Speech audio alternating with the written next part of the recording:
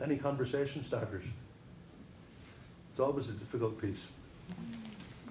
Maybe just on that last question, Roisin from Christian Aid, do we need to make the international more flexible or the local more formal? And one of the discussions came up in our group is about if you are trying to reach the CSOs, like not the national NGOs, as Risha mentioned, that get funding from many donors and they're doing capacity building. They're all getting capacity building from different INGOs. But if you go a level lower to the civil society organisations or the more grassroots, how they can't write proposals that we need, or they don't have the systems in place to fulfil our requirements in terms of financial requirements and compliance, etc. But how do we get more flexible? And it comes back to funding, and Christian Aid is involved in this START LPRO, linking preparedness and response resilience. It was mentioned earlier, the START network work, and where we've given small grants just to local communities.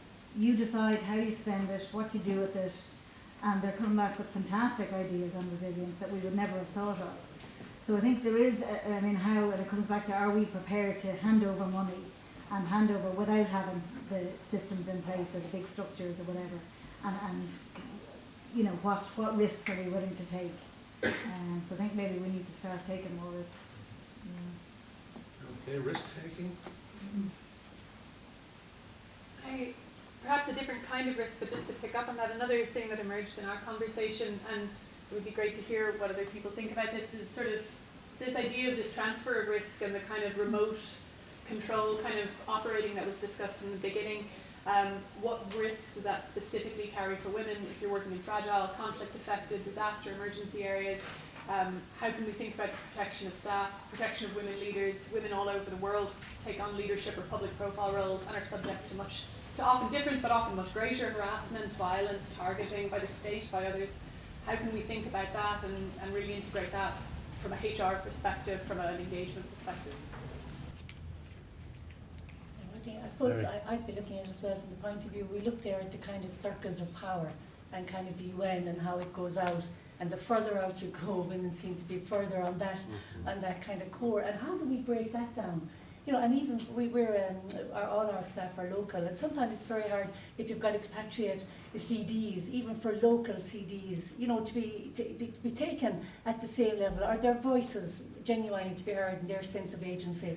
So I think there's a whole area there, that whole power area, and how do we genuinely, really try to address that, because it is a massive barrier, and I don't feel we in the West have really genuinely kind of are we really sincere about cracking that, and how do we do it?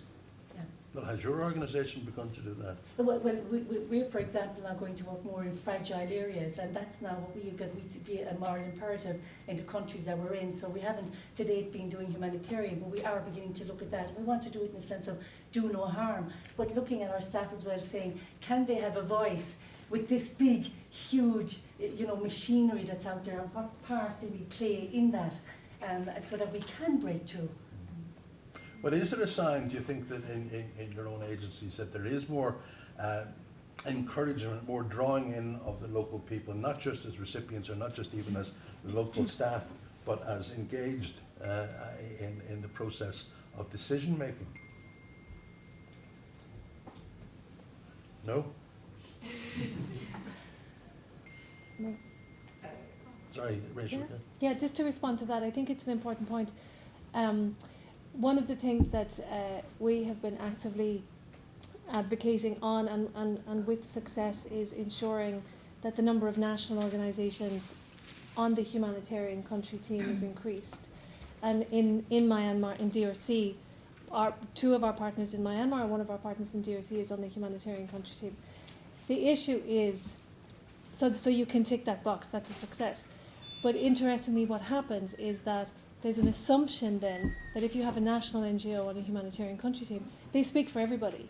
They speak for all. So you've ticked the national NGO box, and that NGO is then really under pressure because the international expectation is, well, what do the local NGOs think? And that person is supposed to respond. And then there's different dynamics because it all comes back to structure and infrastructure and so on, that for a national organisation to reach out to all the others is a really huge job in and of itself. And there's definite shifts happening in NGO consortia in a number of places where you'll have an international NGO consortium and a national NGO consortium, and they will either merge or they will work together. But I think it's quite important that those, having one national NGO isn't going to speak for everybody.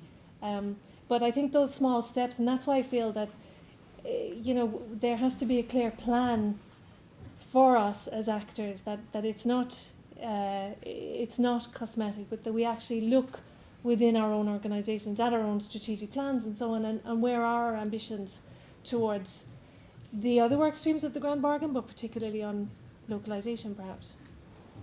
I kind of have a question for Rachel about you mentioned women participating and that they were giving up all these things to go and participate in these causes that they believed in.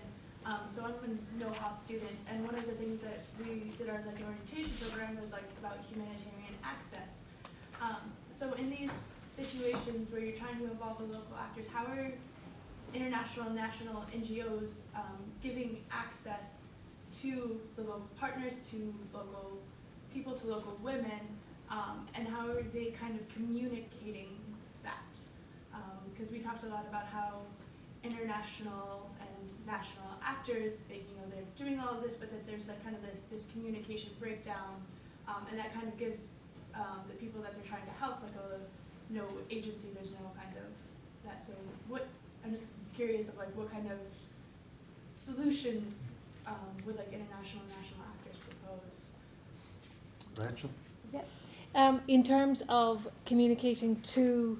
Well, just letting the local people, the people that they're trying to assist, actually have agency and have a voice in the decision-making process, instead of coming in and being like, hey, this is what we're going to do and all of that.